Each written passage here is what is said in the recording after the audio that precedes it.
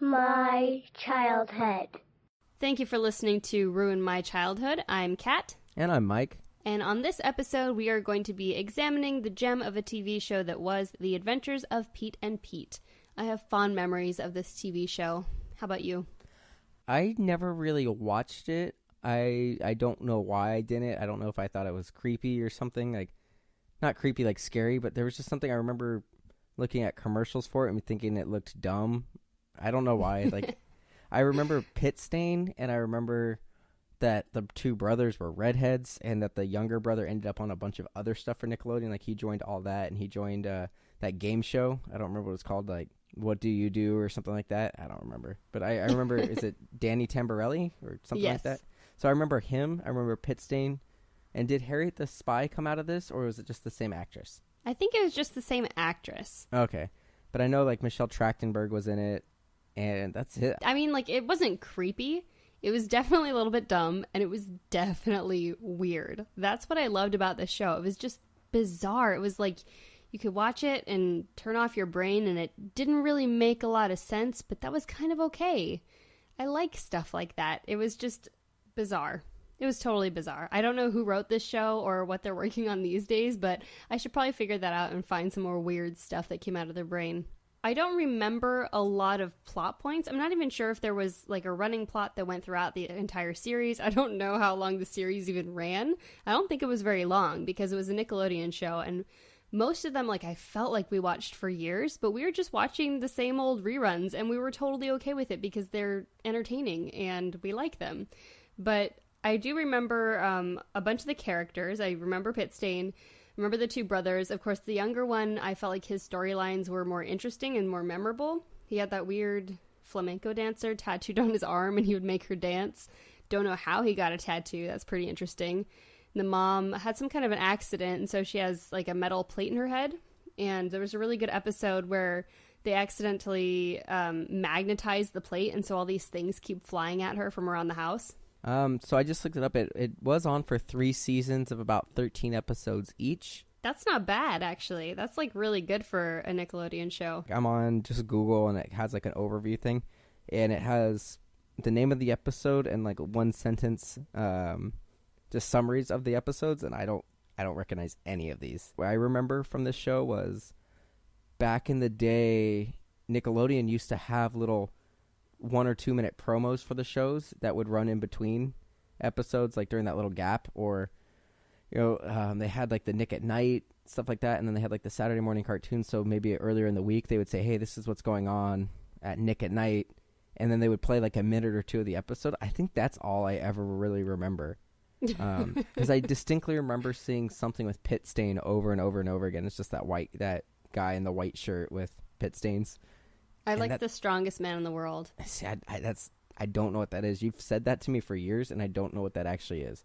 Strongest man in the world. I do have a vague recollection of the tattoo. Yeah. And that's it. When I think back, I actually, for some reason, I think they're wearing like plaid a lot, right? The two brothers, Pete and Pete. Yeah. Yeah. Sure. They just remind me for some reason of the guy from Fall Out Boy, Patrick Stump. I don't know why. What? I don't know. I don't think Patrick Stump is in this. But, no, I don't think he is. I mean, kudos to you if he is. I don't think he is. No, I just, for some reason, like, I remember Definitely when, not specific, like, I remember when the Fall Out Boy music video for Down Down, it was just really weird, and there was a bunch of guys in plaid. It just reminded me of Pete and Pete for some reason, and I never watched Pete and Pete, so I had no basis for that.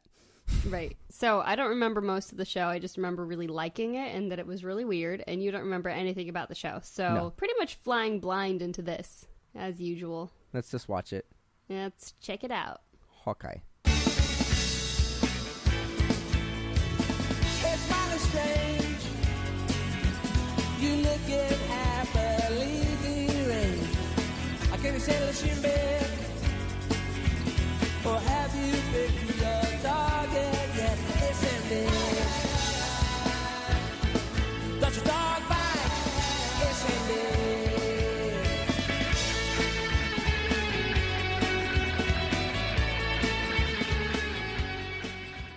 All right, we are back and we watched 4 episodes of Pete and Pete. What did you think, Mike? So for whatever reason, we got the episodes mixed up when we pressed play. And so we planned on watching the pilot and then random 3 other episodes, but somehow we ended up watching a random episode and then the pilot, and then we picked a couple random episodes.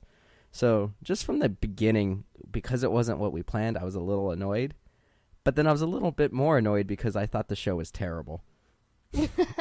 Why did you think it was terrible? I thought it was boring, and, you know, it was one of those shows that I researched it a little bit, and the creators of the show said that every scene is either supposed to be sad, or no, sorry, not sad, but beautiful, funny, or surreal. And I didn't find that to be true. I found a lot of scenes just to be boring. I found a lot of scenes that they were trying to be funny, but just weren't. I just thought it wasn't even that weird. Like, it was weird, but if it was weirder, I think I might have liked it. I didn't like it. I didn't think it was funny. I didn't think it was weird enough. I didn't think it was surreal enough. Looking at the episode descriptions, they seemed pretty fun. Like, some of them seemed like they'd be pretty funny, but I just didn't think they actually were. Well, that is your opinion, and you're wrong, first of all. So what I remember liking about this show when I was younger was that it was bizarre. It was a totally weird show. It had weird characters. Not a lot of it made sense. And as I was watching these episodes, I did start to remember some of the details of them, and I realized that I probably watched this a lot more than I thought I did. There aren't a ton of episodes. There are only 3 seasons, and I'm pretty sure I've watched all of them all the way through several times now that I've sort of revisited the episodes and I remembered a little bit more. I do very much remember the episode where they're competing with this other family in making the tallest roof stack on the top of their station wagon while they're traveling. King of the Road episode. Yeah, King of the Road. And I think that episode is hilarious. So that was the pilot. One thing I didn't remember, it's pretty low quality footage.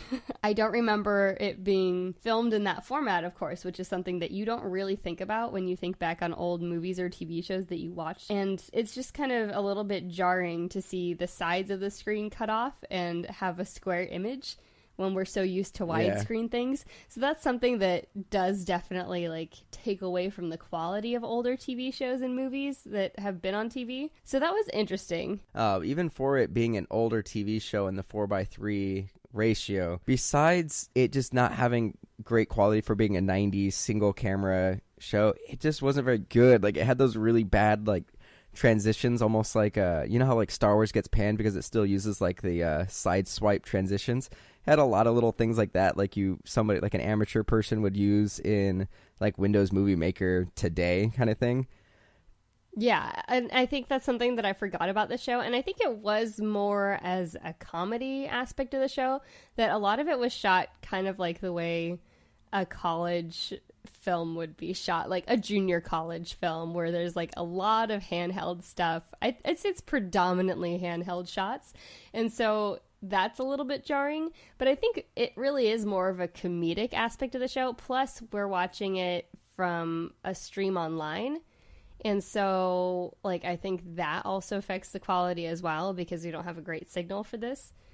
So there were a couple aspects that came into play there, but the more I watched it, the more I actually liked it. Like, the first couple episodes we watched, I didn't remember it being quite so low quality, so that was a little upsetting.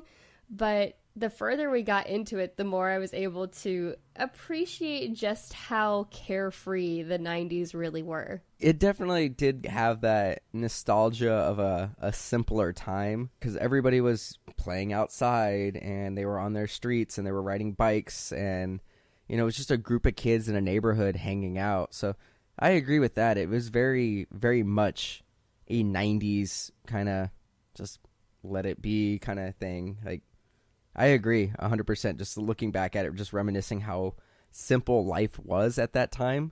Like, nowadays we've got so many more conveniences with the internet and cell phones and everything like that. But life was actually easier back then.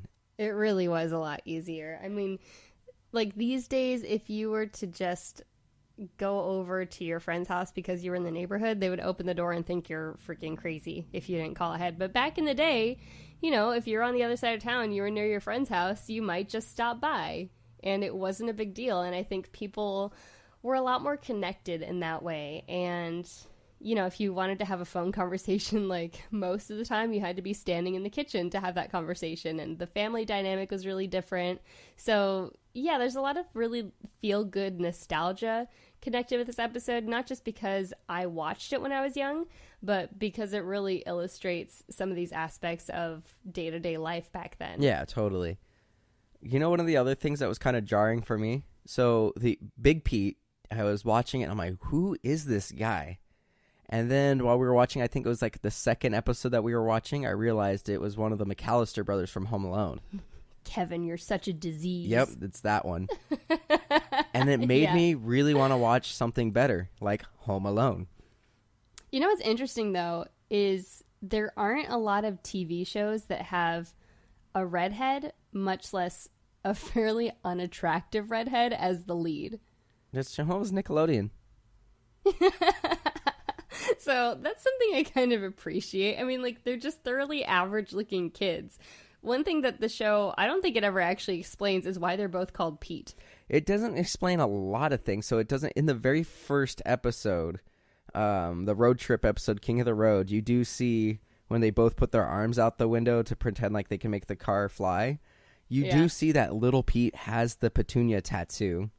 They mention the mom's plate in her head, but they don't explain either of these things, like why they got them. And then so I did a little research on it. But do they have to explain them in the first season? Apparently, and I didn't realize this. So when we were talking about the show before we actually watched the episodes for the podcast, I mentioned that I remembered certain things, but I don't ever actually remember sitting down and watching the show. Well, it turns out the show started as a bunch of like little 5-minute shorts that happened in between episodes, because back in the day they didn't really have commercials on Nickelodeon, but in the middle of episodes they'd have like one commercial. Like Rugrats was always split into 2 stories in the half hour. Same thing with like All Real Monsters and Doug, but they'd only have the one commercial in between, and so they would still only be about 23 minutes, so they would still have 5 to 10 minutes left in the little half hour blocks. So they would fill them with these little shorts for like Pete and stuff like that. And Artie the Strong, I loved those little shorts, and that's more what I remember. Because I remember seeing Artie a lot, and Artie's in in just about every episode that we watched. He does leave in the second season, but I remember seeing Artie, the strongest man in the world, like all the time. Like I remember him being a pretty big staple of Nickelodeon, and that's when I realized like it was from these shorts. And I do remember watching. I'm pretty sure he Petunia ended up on All That as well. I don't know if he was on all of that, but I think he was on some of like the game shows and stuff that Nickelodeon had, like Figure It Out, the Nickelodeon Kids' Choice Awards, and he just did a bunch of stuff for the channel. Yeah, I mean, Nickelodeon as a network did some pretty weird stuff in general. One thing I like about this show is it's formatted like the Wonder Years. You get the impression that he's a little bit older and narrating a somewhat recent event in his life, but it's just so much weirder, and it's very much written for kids. There is no pandering to adults. There's no including adults. This is 100% written for, you know, just like weird middle schoolers. And I really appreciate that because there's a simplicity to it that's not overwhelming. It's kind of like going back and watching Mr. Rogers' Neighborhood, and it's so simple and straightforward that it just makes your brain feel good. It's also interesting that every episode he introduces himself like, this is me. And the first scene that anytime little Pete would come on, he's like, this is my little brother, Pete, little Pete, or whatever. He would always introduce it. And every time Artie came on, he'd introduce Artie. So it was almost like every episode was written to be a standalone episode. Yeah. So you can come in and at any point and just watch. Like every time Artie came on, the first time in an episode, they'd be like, and this is my little brother's, personal superhero kind of thing. Anytime like the mom or the dad came on, they would introduce them again. So I do think that's interesting. Like they probably planned it on every episode being a standalone. They probably didn't know how many episodes they were going to have and when people would jump into the show. So that was something Right, that I and actually so many appreciated. Nickelodeon shows only did a couple seasons and then just ended up in reruns for several years. Yeah. So they weren't always aired in order, which was a little bit strange. Yeah, they I did that a definitely lot. remember watching like a season 1 Rugrats episode followed by a season 2 right after, and they definitely were not in order. The other thing that was interesting with this show, so we only watched about 4 or 5 episodes, but we did go through and just look at all the episode titles and everything. They have only like 2 sets of episodes that are like to be continued, which we didn't watch. But they are pretty much supposed to be standalone every single episode, so that is pretty interesting. And it's much more like sketch comedy that's been elaborated on rather than something that was specifically written to be a TV show that is much more plot driven. So should we talk about a little bit of like actual episodes we watched? So we watched The King of the Road, which is the pilot, and basically they go on a road trip to Hoover Dam. They do it every year, and the dad has a title of King of the Road, and his license plate is misspelled because he couldn't get the official plate. And then they just get on a couple different hijinks on the way. We watched another episode where they were in the marching band and they got to the championships.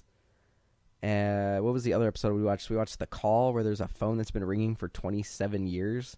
Yeah, that one was ridiculous. And And then then the end, you're like, this guy's just going to keep calling, being a douche. And then the other one that we watched was the one where the dad's fingers got too fat for his bowling ball. That one was ridiculous and hilarious because this bowling ball gets left out by the Canadian border and then it just rolls all the way back to their house. It's like that, through the front door. It's like that hamster in Malcolm in the Middle in the ball. Like, it just Right. keeps popping up in random seasons.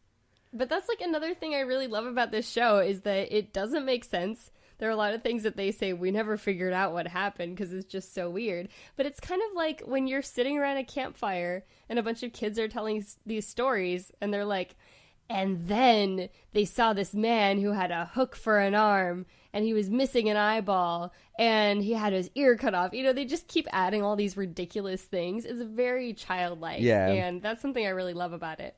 There was things that I liked. Like, I did like Danny Tamborelli's character, Little Pete. In the very first episode, they showed him with like these little electronic gadgets in the car where he was hijacking the windows. Every time his dad would roll up a window, he'd flip a switch and it would reverse what the button did that the dad was using. Yeah. And then he also had like a clicker, and they're talking on they're listening to the radio, and they're talking about how there's a garage door that's going haywire and smashing people. And then you just see him with a garage door opener in the back, so you know it's him. And then in another episode, he's got a clicker that him and Big Pete are trying to cross the street and go somewhere, and they just like click it, the light turns red, so all the cars have to stop so they can cross the street. So I do think there are some clever aspects that are kind of interesting and funny. I do wish they explained a little bit, even though I said that each episode starts with, this is me and this is my brother. Some of it's so random, and even though earlier I said it doesn't seem like you need to watch the episodes in any particular order, like you can just jump in at any time, because it is so random, it does seem like you are missing something. And even though and that's not true. Like in the first episode, he has these weird, gizmos and gadgets that aren't explained, but then they aren't explained later. So like, if I didn't know by watching the pilot, I would have just thought if I came in later that I was missing something. So I think that it being so random also kind of hindered it a bit. Like if I just came in randomly to an episode, I'd be like, what's this guy's deal? And then I'd watch another episode and I would just be lost, I think. I think that's something I actually appreciate about it because it doesn't worry too much about people knowing exactly what's going on, and it hints that these are things that will be explained later. And then they're not. I mean, we don't know that, though, because we only watched 4 episodes. Yeah, it's true. But it's not really crucial that they're explained. For the moment, it's just something that's really oddball and funny. So I looked up a few things, and I guess most of them were explained. Like some of the origins were explained in the little shorts that came out like over the 5 years leading up to the TV show. So the way it worked out was there was shorts starting in like 1989 that the series is based off of. I'm pretty sure it's not the same actors because Danny Tamborelli would have been a little too young. I think it said like the shorts started in like 1989 and they did them for a few years, and then in like Nickelodeon was around in 1989. They might have been like before Nickelodeon. It was kind of vague, but then they had like 3 half-hour specials, and then those specials did really, really well, and then it launched into a TV show. Nice. But yeah, it had an interesting start, and I think that's where what I remember is the little shorts in between. I did mention Pit Stain a lot in the first 5 minutes of this episode before we broke to go watch the TV shows. Pit Stain is all you care about. And it turns out that was in season 3. So I must have, if I did watch any actual episodes, I must have only seen season 3 episodes because he didn't come in until season 3. I really liked them, and they were shot a little bit different than other TV shows at the time, whereas a lot of times, an action is implied or someone's flipping a switch, but you don't actually see it. And this show, they do a lot of extreme close-ups on actions that are actually happening, and it makes them have this kind of Guy Ritchie montage feel to them that it's just strange. Why do we have to be seeing this? And it's disorienting and disjointed in a way that's really funny and quirky. So that's something I really like about it, that it does have this weird stylistic aspect to it. There are a lot of extreme close-ups and fisheye lens shots in this show, which is not something that you saw a lot at the time. And they don't explain a lot of things, which is fine. But in this world, it's totally okay for the bus driver being completely heartbroken to basically hold these kids hostage for 3 hours at a time home from school, right? So this is a pretty laid back town to begin with, in that people will get really focused on one thing. They all gathered together to solve the mystery of the ringing phone. So these people don't have a lot of stuff going on in their lives, and they're pretty relaxed. Yeah, and they also, it's interesting how Little Pete talks to adults, including his parents. He calls everyone dipwad. He does. It's really funny. He's I was kind of what? A little jerk. Yeah. And how does he have all that cash all the time? Yeah. He always has a bunch of money. He always has a ton of cash. And there's one point where when they decide they want the bowling ball, because initially in the bowling ball episode, both Pete's are I don't want the ball. And then the grandpa came in. Prepared to make an offer. Yeah, and then the grandpa came in and told him that it's magical. And then all of a sudden they want it. He's like, I can write you a check. And he has this checkbook and he's ready to go. Right. He tried to offer his dad cash, a wad of cash, and the bus driver cash. It was insane. And it was not just a wad. It was a stack. You would easily think $10,000 is in that stack of money. I mean, for that matter, what does Artie do? Does he have a job? How is he paying his bills? I don't think he's always just hanging around. He has free time to be hanging around the tree in their front yard and moving his porta potty to the sidewalk. I think he's just hanging a vagrant out in the field. I think he's a vagrant. But he's a very well kept vagrant. He's got those sweet spandex outfits. That's true. That is true. So I've definitely seen that actor in other things, but I can't quite place him. I don't know. I didn't bother to look it up. But there are a lot of people on this show, a lot of pretty big names Iggy actually Pop. made appearances. Yeah, Janine Garofalo, Michael Stipe, Selma Blair. I don't know if it's Lisa or Eliza Wheel. She plays Paris in Gilmore Girls. LL Cool J, Debbie Harry, J.K. Simmons, Larissa Oleynik, which she's not big now, but back in the day she was pretty big deal. She was in Alex Mack and then 10 Things I Hate About You. So this show, despite being totally weird, having a bizarre script, being really disjointed, still managed to get all these big names to be on it. Had Polaris as the theme song. Yeah, so this show must have just been a favorite pet project of some big name producer who had a lot of connections, because I can't explain in any other way how this got made. Well, I don't know. In the early 90s, not one of those names that you mentioned were big. Steve Buscemi was just... LL Cool J? I guess LL Cool J. Debbie Harry? She was still big. Michael Stipe was big. Yeah, I guess. Janine Garofalo was big in the 90s. That was the only time she was big. Must Love Dogs. Right. I don't know. What else? Yeah, there are so many things about this show that even after revisiting it and watching it, I have more questions than answers. I'm completely mystified. How does this kind of thing get funding? How does it get all these big names attached to it? How did they pitch this show? It's just so bizarre. It's so bizarre. They took so many chances with it and did so many odd things, but it still works. And I still really enjoy the nostalgia, and it's definitely a warm, fuzzy, feel-good show for me still. I did not watch this TV show as a kid. Watching this, I definitely remember the opening intro and the theme song. And I think I remember that I liked the theme song, and whenever this would come on, I would watch until the theme song ended, and then I would change the channel because I didn't really like the show. I distinctly remember not liking the show, but as we were watching, I do remember really, really liking the theme song, and the opening credits were kind of cool. But also, because we watched so few episodes, and there are certain things that we definitely remembered, like the dance, Petunia dance, and we never once saw Petunia dance in the 4 episodes that we watched. So maybe that's part of why I didn't, dig it this much, or I didn't dig it that much this time around, is because we didn't see any of the things that it was famous for. Like, we saw Artie a bunch, and that's one of the things we both remembered. That first episode we watched was the Dot one. The Day of the Dot was what the episode was called.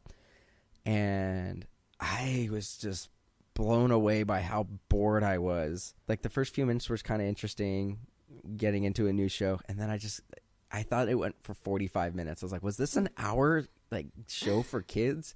And then one thing I did like about that episode is that Big Pete's friend, Ellen, they're sort of romantically involved in the beginning, and then suddenly they're not. And he's kind of mourning the loss of that relationship a little, but they're still really good friends. They're still best friends. Well, that's one of the later episodes. That's one of the first lines in the pilot episode. Yeah.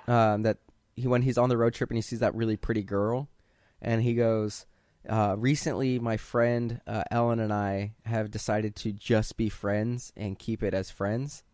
Yeah. And so that's pretty cool that's an aspect they bring to that relationship, when usually when they're a teenage boys, it's all or nothing and this crazy hormone driven obsession with a girl, rather than being cool with just being friends for now because she's got to focus on her marching band. Well, and something I really respect. It's in that episode, instead of having a big romantic gesture to try to win her over, it was a big gesture to be like, hey, this is not who you are. You don't get sucked into these things. Come back to being my friend. And that was something that was interesting. He didn't try to win her back because he wanted to, date her. It was just I miss hanging out with you. And he specifically said that, so he got the band to play Roller Coaster of Love. And then she comes over and he's just I missed you and I want to hang out with you, kind of thing. So that was pretty good, I guess. Yeah. It was still boring, though. The entire time, I just wanted to watch Home Alone while watching this. Right. So for you, there wasn't really much to ruin with your childhood there because you were sort of indifferent to the show. But for me, listening to the theme song of this show feels like waking up at 11 on a day in July and you hear the neighbor mowing their lawn, and it just feels good. You feel safe. You feel comfortable. There's not a care in the world, and that's something I really love about this show, and I was glad that I was able to feel again and experience, and it just made me feel good. It was weird. It didn't need to make sense. It was just a low-pressure, low budget thing to watch. Low-budget, low-pressure TV show for me to enjoy without having to worry about thinking too much or any of the stuff that you have to be analyzing in other TV shows. So for me, it did not ruin my childhood. I was a little bit thrown by the different formatting of it and the low quality, although I think that's more to do with our internet stream than anything else. But, this was enjoyable for me to revisit, and I would watch more episodes if, they were easy to come by and, didn't ruin my childhood. I think it made Pete and Pete a little bit better for me. I guess you can't say it ruined my childhood because I did not like this as a child, and I continued to not like this as an adult. Let's move on to next week's episode. So next week, because I really wanted to watch Home Alone while watching this, I decided, everyone knows Home Alone's going to be great. We're not going to do Home Alone. But I wanted to do another Macaulay Culkin movie. So we're going to do Richie Rich. I'm really excited. I don't think I've ever actually seen Richie Rich all the way through, but I definitely had a bunch of Richie Rich comics. It's not the same. Not the same at all. No. So, the comics were way better. Where can our listeners follow you? I am all over the internet at Katrina Ossity, mostly on YouTube. Go check me out on YouTube. I've got some weird stuff on there. And you can check out MDXpods. We're at MDXpods.com. We are on Instagram and Twitter at MDXpods. And we're also on Facebook, so check us out. If you like what you're hearing, please share our content. Tweet it, put it on Facebook, whatever social media you do, smoke signals, tell people about it. And if you can, help us out on Patreon. Throw us a couple dollars. We are actively trying to get better mics so we can actually have people in the same room as us. So help us out. Thanks for listening. Bye. Don't do that. It's stupid. Bye. Do not make that your signature outro. No, I do. Let's try this again. No, just leave what we did. Say, don't do that. And then I just say bye at the end. Just leave that. No, because that makes me sound mean. You are mean. Bye. Like, what? Where did that come from? Why did you start doing that? Lots of people say bye like that. No. Bye. Seacrest out. Ew. Hey, how about just a bunch of me saying different outros? Okay. Hasta luego. Goodbye. And thank you for listening. I think we're done here.